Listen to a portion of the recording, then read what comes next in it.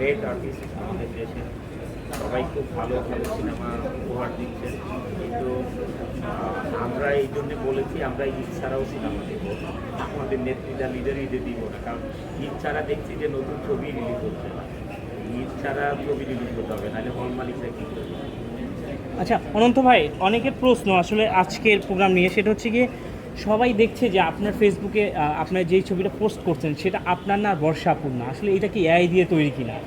মানে আপনার তো অনেক সুন্দর সুন্দর ছবি আছে ওইখানে, আপনার ছবি দেখেছি, হয়তো ওনারা যখন পোস্ট মানে ওই আমার মনে হয় যখন এটাকে মানে ওনার ডিজাইনের পরে বোধহয় এআই দিয়ে করেছেন কিনা, এটার জন্য হয়তো ডিফারেন্ট মানে আমার মনে হচ্ছে আর কি। তবে বর্ষার ছবিটাকে আমারও মনে হচ্ছিল একদম ডিফারেন্ট।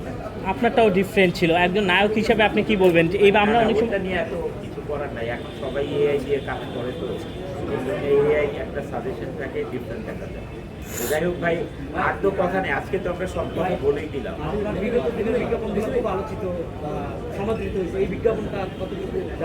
আমার মনে হয় আলোচিতই ছিল সবগুলো বিজ্ঞাপন, কারণ আপনারা জানেন যে আমি যখন বিজ্ঞাপন শুরু করলাম গ্রামীণ ফোনে, তখন বাংলাদেশের যে বিজ্ঞাপনের যে ইউটার্ন সেটা থেকে শুরু হলো, কোনটা সার্চ মুভি থেকে শুরু হলো, এই সেবার বিজ্ঞাপনটাও আমার কাছে অনেক ভালো লেগেছে।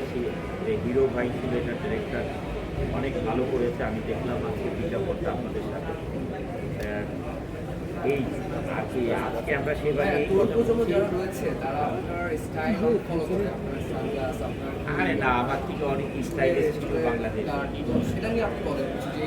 না